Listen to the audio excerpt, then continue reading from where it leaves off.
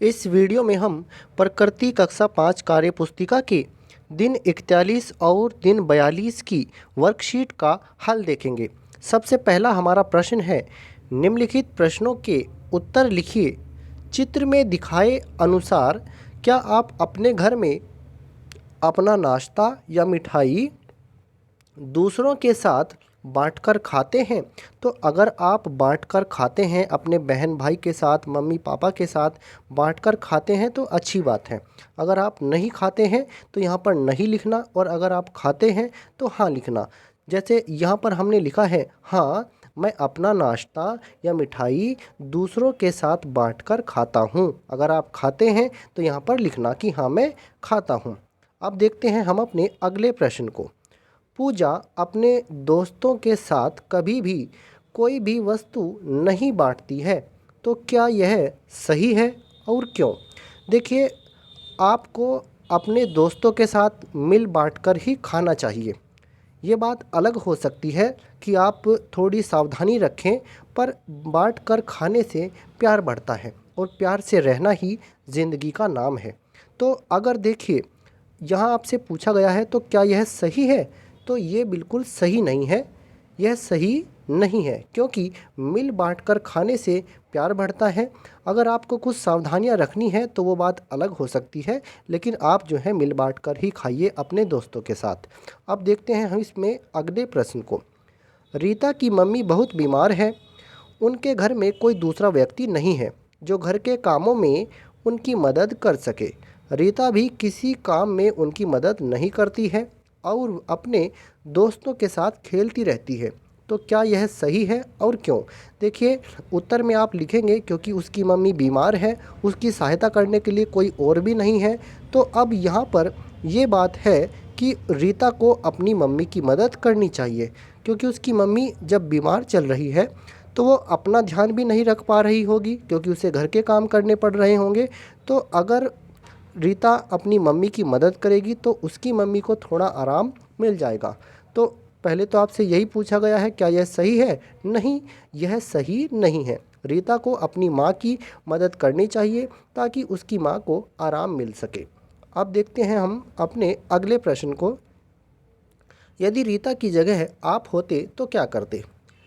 अगर आप लड़के हैं या लड़की हैं, आपके विचार अलग अलग हो सकते हैं, फिर भी आप इतना तो ज़रूर करते कि जब आपकी माँ बीमार है, आपकी मम्मी बीमार है, तो आप उनकी सहायता ज़रूर करते। मैं अपनी माँ की मदद करता और उनका भी बहुत ध्यान रखता।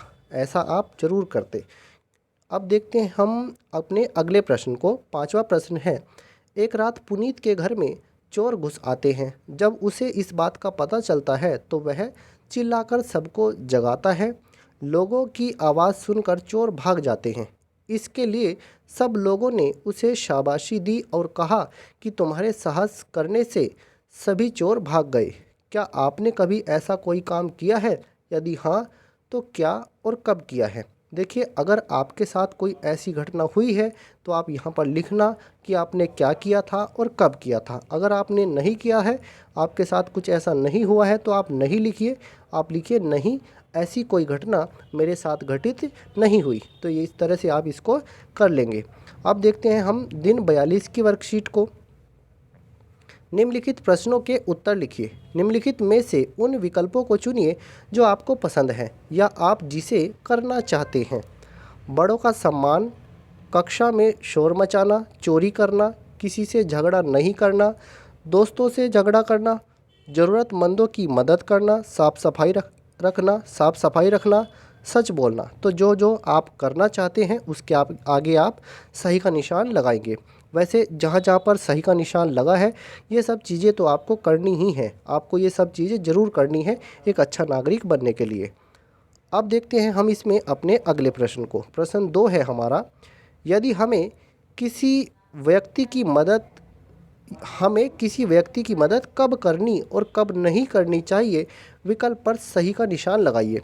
कोई व्यक्ति दुर्घटना में घायल हो जाता है तो उसकी मदद करनी चाहिए, इस पर सही का निशान लगेगा। जब कोई बच्चा परीक्षा के समय नकल करता है तो तब उसकी मदद नहीं करनी चाहिए, ये गलत बात है। यदि कोई बूढ़ा व्यक्ति सड़क पार करना चाहता है तो उसकी मदद करें।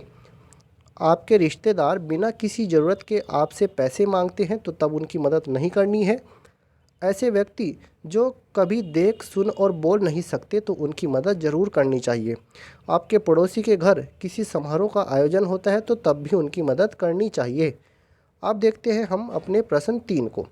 निम्नलिखित परिस्थितियों को समझकर तालिका में लिखिए। अब आपको इन परिस्थितियों को समझकर अपने विचार दी गई तालिका में लिखने हैं। यदि रास्ते में किसी व्यक्ति की दुर्घटना हो गई हो, मान लीजिए कोई व्यक्ति है और उसका एक्सीडेंट हो गया है रास्ते में, तो अब आप क्या करेंगे? तब आप अगर वहाँ पर मौजूद रहे होंगे तो उसे डॉक्टर के पास पहुँचाएंगे या उसे डॉक्टर के पास पहुँचवाने में मदद करेंगे। ऐसा क्यों करेंगे? ऐसा इसलिए भी करना पड़ेगा क्योंकि अगर समय पर वह व्यक्ति डॉक्टर के पास नहीं पहुँच पाया तो हो सकता है उसका जीवन खतरे में पड़ जाए, क्योंकि ऐसा नहीं करने से उसका जीवन संकट में पड़ सकता है। आगे देखिए, यदि कोई दुकानदार आपके द्वारा खरीदे गए सामान की कीमत गलती से कम लेता है, तब आप क्या करेंगे और क्यों करेंगे? देखिए, कई बार ऐसा होता है, मान लीजिए कोई चीज़ 50 रुपये की है और वो गलती से आपसे 20 रुपये ले लेता है और 30 रुपये आपको वापस दे देता है। तो यहाँ पर आपको ईमानदार ही रहना है, अपनी ईमानदारी का परिचय देना है। आपको उसके पूरे पैसे वापस देने हैं, उसको पूरे पैसे देने हैं, भले ही उससे गलती हो जाए, क्योंकि ऐसा करने से आपकी ईमानदारी दिखेगी और आपको एक अच्छा नागरिक कहा जाएगा। ठीक है, तो आप क्या करेंगे? उसे सामान के पूरे पैसे देंगे। बाकी आपके और क्या विचार हैं वो आप यहाँ पर लिख सकते हैं। वैसे उसे आप पूरे पैसे देंगे, यही एक अच्छी बात है। क्यों ऐसा क्यों करेंगे? क्योंकि हमें दूसरे के धन का लालच नहीं करना चाहिए, हमें दूसरे के धन का लालच नहीं करना चाहिए। उसके 30 रुपये है वो, लेकिन उसने वो गलती से दे दिए हैं आपको, तो वो आप उसे लौटाएंगे। अब देखते हैं अगली परिस्थिति को। यदि आपसे आपके पापा का मोबाइल गिरकर टूट जाता है तो आप क्या करेंगे? आप क्या करेंगे? आप क्या कर सकते हैं?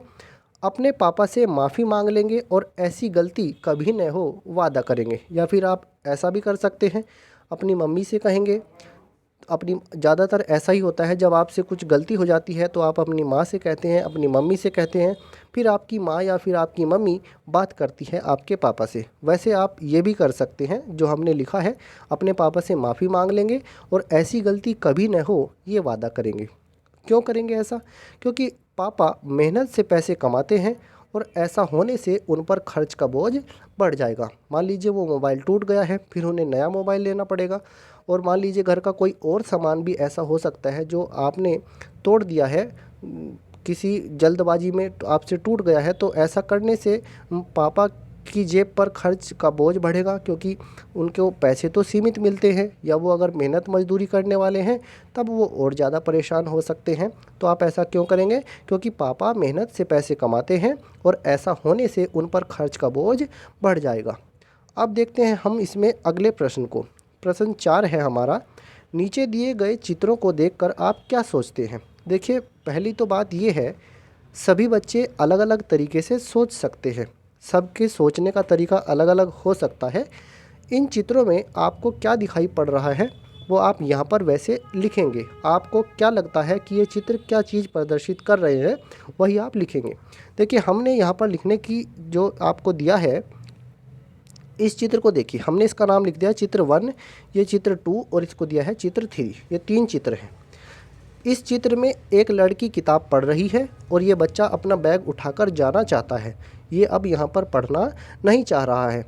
तो इस चित्र में तो ये है। इस चित्र में देखिए, ये 2 लड़कियाँ आपस में लड़ रही हैं। ये इनके बीच में ये एक खिलौना है। इस खिलौने को ये लड़की अपनी तरफ खींचती है और ये लड़की अपनी तरफ खींचती है। इसके ऊपर ये लड़ाई कर रहे हैं और यहाँ पर देखिए ये सामान इधर उधर बिखरा पड़ा है। तो इस चित्र को देखिए, यहाँ पर क्या है, ये 2 बुज़ुर्ग व्यक्ति हैं, एक पुरुष एक महिला। ये सड़क पार कर रहे हैं और जहाँ से ये सड़क पार कर रहे हैं ये है जेब्रा क्रॉसिंग। जेब्रा क्रॉसिंग से ये सड़क पार कर रहे हैं। ये छोटा बच्चा हो सकता है, ये इसकी दादी हो, इनके दादा दादी हो ये, तो ये अपनी दादी को सड़क पार करा रहा है इनका हाथ पकड़ करके। और ये 2 बच्चे, इनके हाथ में सामान है, ये सामान लेकर के आगे चल रहे हैं और इनके दादा इनके पीछे चल रहे हैं। ये जो बुज़ुर्ग व्यक्ति हैं, बुज़ुर्ग पुरुष हैं, ये इनके पीछे चल रहे हैं और ये छोटा बच्चा क्या कर रहा है, ये अपनी दादी को सड़क पार करा रहा है। तो इन 3 चित्रों में ये बातें दिखाई गई हैं। या हो सकता है आपके दिमाग में कुछ और नई बात आ जाए, वो आप यहाँ पर लिखना। चित्र हमने 1, 2, 3 इनके नाम लिख दिए हैं। तो चित्र 1 में क्या है? चित्र 1 में एक लड़की किताब पढ़ रही है तथा एक लड़का अपना बैग उठाकर जाना चाहता है।